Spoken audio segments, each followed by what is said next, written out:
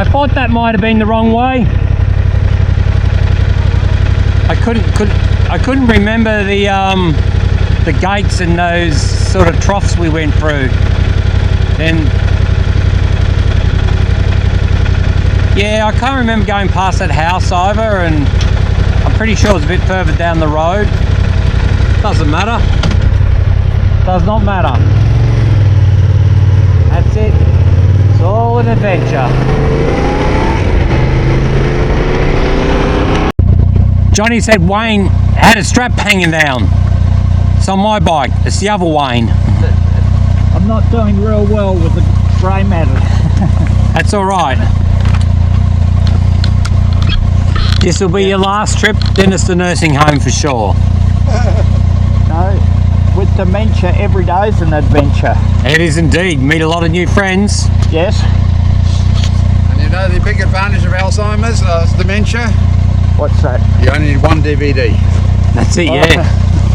Yep. Yeah. As I always say, adventure before, and what was I saying? I forgot. The other one said? Yeah. Yeah. I was going to write a book on procrastination, but I haven't got around to it yet. The jokes have started. Yeah. Okay. Righto. On the road again. I just can't wait to get back on the road again.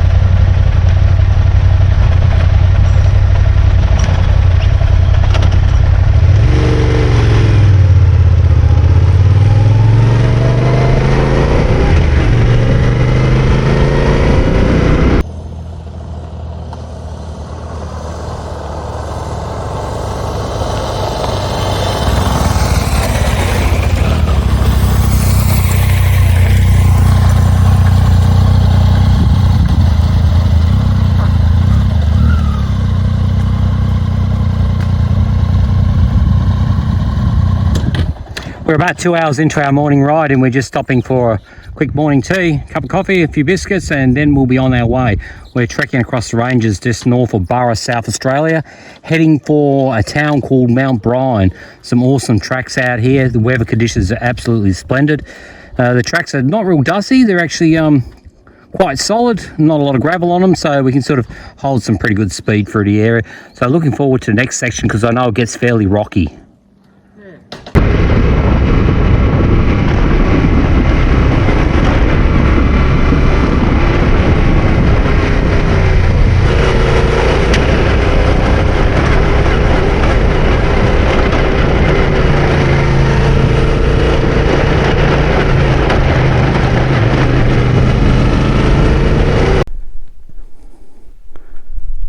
So we're about 3 hours into our morning journey. We've crossed through around the edge of Karuna station and come across this absolutely splendid spot here. Now we're up on top of the peaks looking down over the plains. I think down below us is Karuna Conservation Park. You can see this track sort of out this way here. That's the track we've just come in on, and we're going to exit out through Mount Brian. Once again, the weather gods are playing on our side. I think it's about 24 degrees, but it's bloody hot. Well, it feels bloody hot with all this gear on. See the guys down there just assembling, taking a few happy snaps and taking photos of me as well. Unreal area, lots of history here. There's sheep running around, kangaroos, some old buildings, the campgrounds. Fortunately, no fires allowed in the area, but yeah, respect that, and I think it's all good. I think you do have to book the campsites here, but anyway, we're just passing through. We're not stopping here. We're going from one side to the other side, which is totally permissible, and we'll take a few photos on the way through. But yeah, have a look at this. How good is this? And you can see the track, the exit there. So that's going to go up to a place called Mount Brian. Mount Brian will head over towards Hallett. Then once we've had to hit the Hallett area, I believe we're going up to Peterborough, which will be our nightly stay. How good's this? Do I get a yeehaw? Oh, that was a bit of a half-ass year, but anyway, we got one.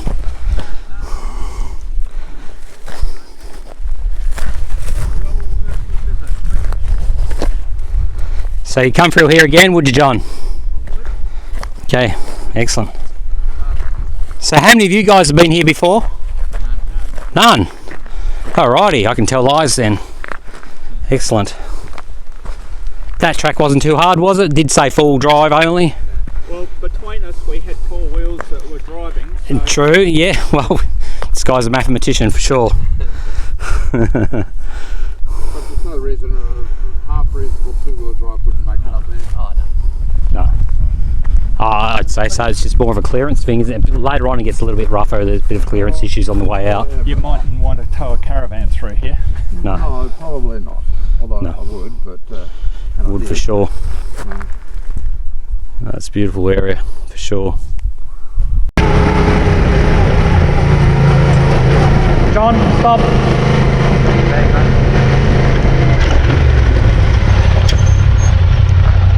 Yeah, you would have just seen John drop the bag there. He's got to go back and get it.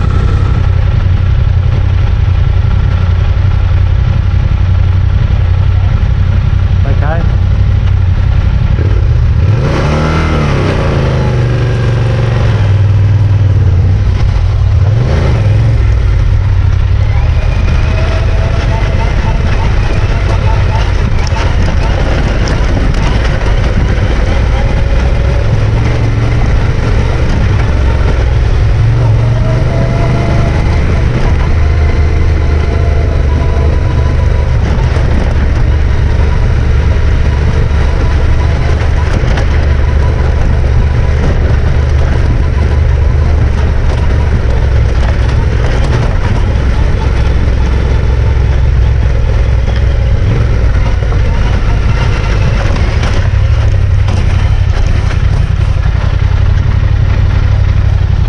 Steep and rocky, bit slippery. Don't go too slow. Keep it rolling. That's the trick. If you go too slow, you go over.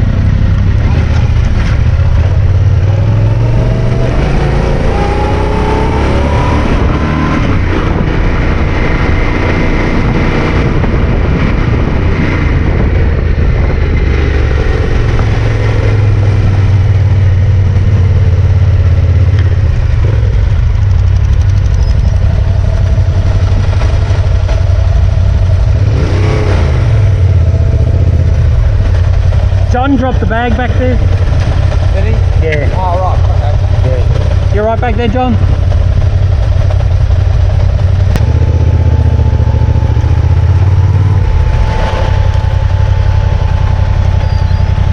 So we're just waiting for John to catch up. He dropped the bag off the back of his bike.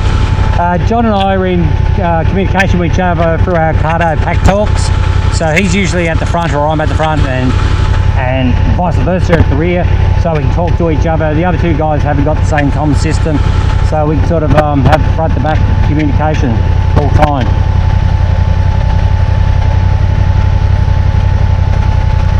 Cardo pack talks are quite good. especially if you've got quite a few units in your pack. I think you can have up to 10 and they all mesh together, so you get that sort of a repeater system, which is excellent in areas like this, because the reality is, I suppose the communication distance, they might say 1.2 to 1.8 metres between 1.2 to 1.8 kilometres between units, but that's rubbish.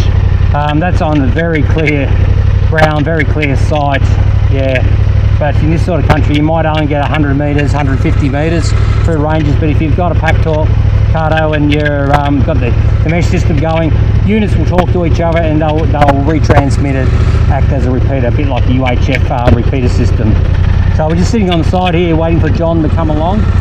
He's not talking to me on the cardo, so we'll just give him a minute and I might go back and see if we need to recover him.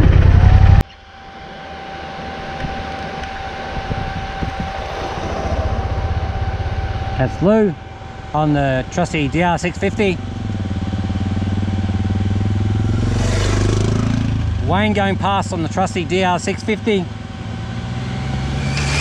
And that's, what's his name? The guy who loses his bags, but he's found them.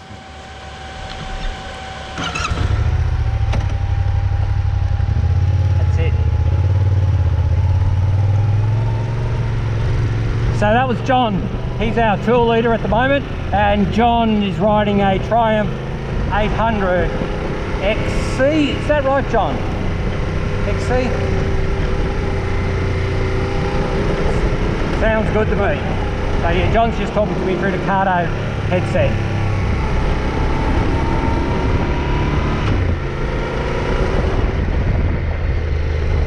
Does indeed. It's a shame I haven't got it connected to the GoPro. Maybe the next car we'll go do that. I think I'll upgrade the GoPro 10. I think we can do that.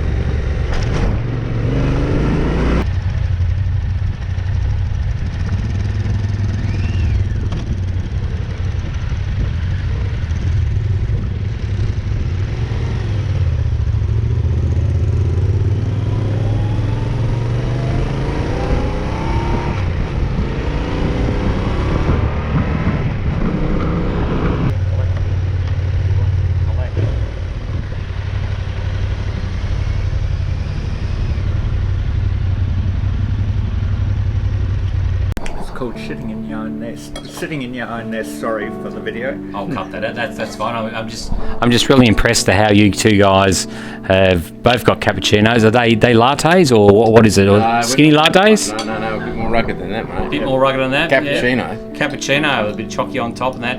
And look at that cake. What sort of cake's that? Is that a vanilla slice? A vanilla slice. And Yep. why we're sticking together, and it hadn't really applied this trip. Sticking together. Tenere tragics overwhelming, and you get swamped. So we've decided that we have to stick together. Although there's only one Tenere here this weekend. Others might be being repaired or something Strength like that. in numbers.